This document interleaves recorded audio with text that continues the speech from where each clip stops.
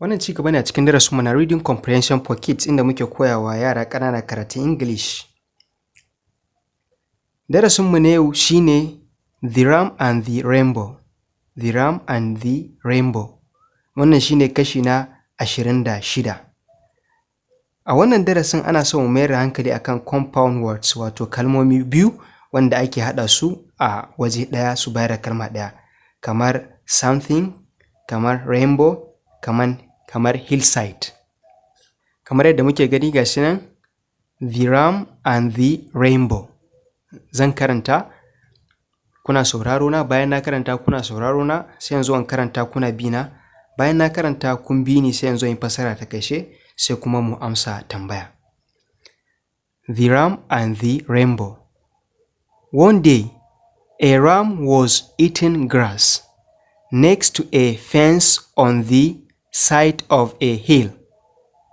It began to rain, just a few drops, and the ram kept on eating.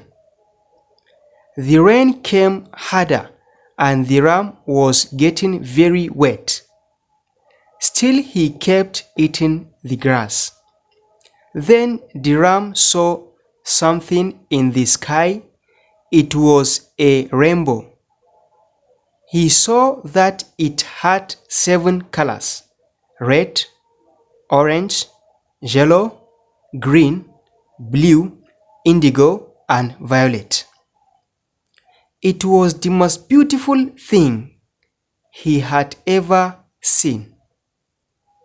The ram saw that the rainbow came down onto the ground, not far from where he was eating the grass. He began to walk towards it, but then it stopped raining and the rainbow was gone. The ram turned around and went back to his place on the hillside. He munched away at the grass again every time it rained. After that, the ram looked to the sky, hoping to see a rainbow. Wannan shine ƙarshen labarin. Zan sake karantawa. The Ram and the Rainbow. One day a ram was eating grass next to a fence on the side of a hill. It began to rain, just a few drops, and the ram kept on eating. The rain came harder, and the ram was getting very wet. Still, he kept eating the grass. Then the ram saw something in the sky. It was a rainbow. He saw that it had 7 colors: red, orange, yellow, green, blue, indigo, and violet. It was the most beautiful thing he had ever seen. The ram saw that the rainbow came down onto the ground, not far from where he was eating the grass.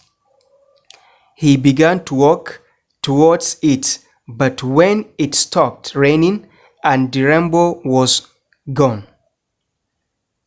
the ram turned around and went back to his place on the hillside. He munched away at the grass again every time it rained. After that, the ram looked to the sky, hoping to see a rainbow. So wannan na gama karantawa, saura kuma mu karanta tare, ina karantawa kuna bina. Sai mu zo mu amsa tambayoyi bayan mun yi fassara. The Ram and the Rainbow. One day a ram was eating grass. One day a ram was eating grass next to a fence on the hillside. Next to a fence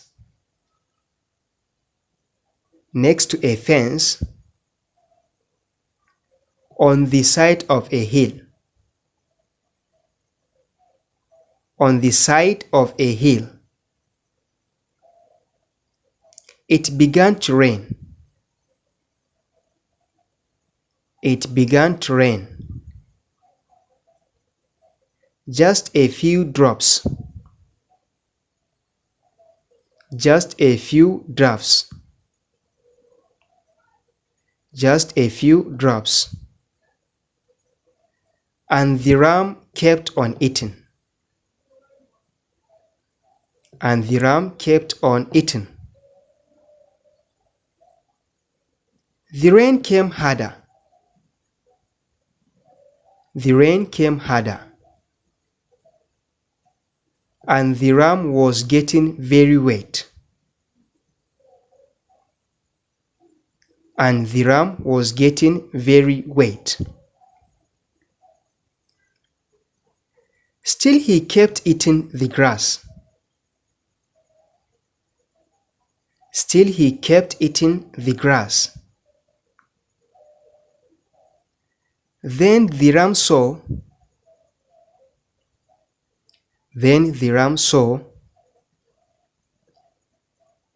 something in the sky. Something in the sky. It was a rainbow. It was a rainbow. He saw that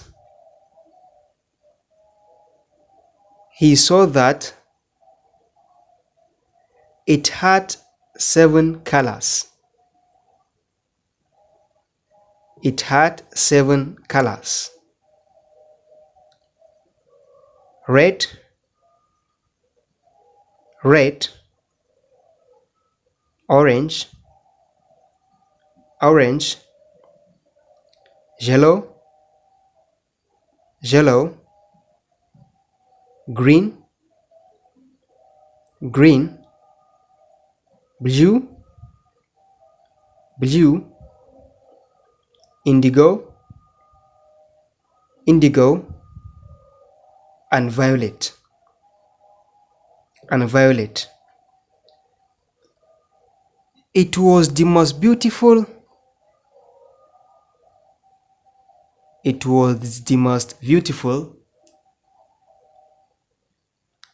thing he had ever seen. Thing he had ever seen. Thing he had ever seen. The ram saw that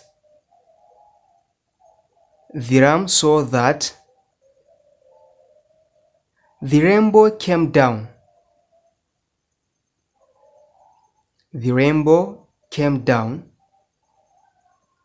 onto the ground. Onto the ground. Not far from where he was. Not far from where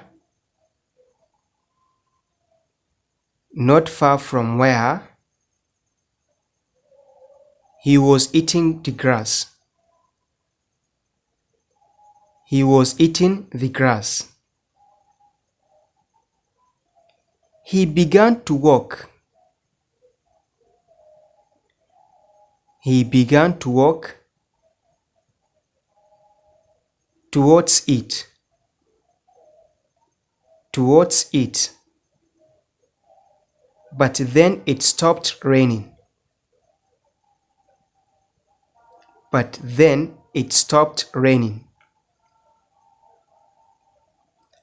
And the rainbow was gone. And the rainbow was gone. The ram turned around. The ram turned around and went back to his place. And went back to his place. On the hillside. On the hillside. He munched away He munched away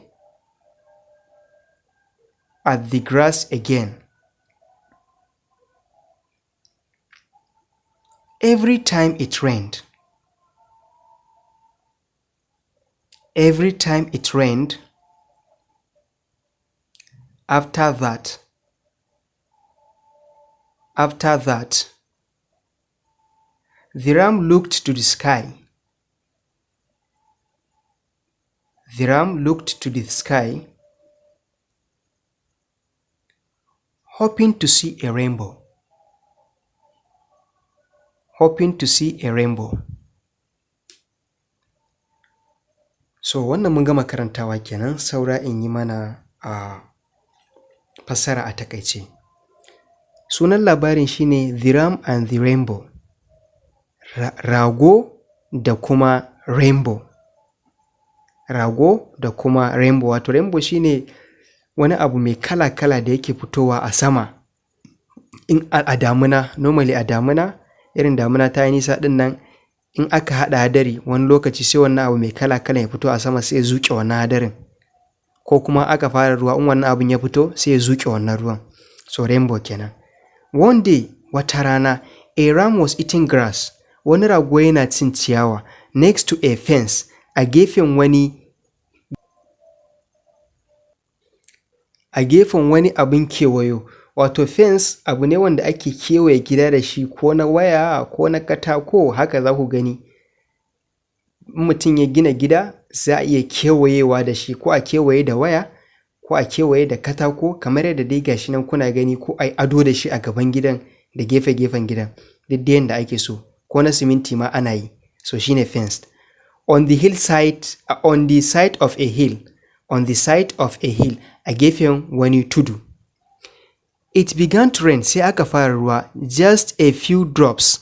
Aka yi ruwa ɗan kaɗan, ana ruwa kaɗan. And the ram kept on eating. Shi kuma ragon ya ci gaba da cin ciyawar shi. The rain came harder, sai ruwan ya zo da ƙarfi, aka fara ruwan da ƙarfi, and the ram was getting very wet. Shi kuma wannan ragon yana jikewa sosai, wato ruwan nan ya jika ragon nan sosai. Still he kept eating the grass. Har yanzu dai ya ci gaba da cin ciyawar.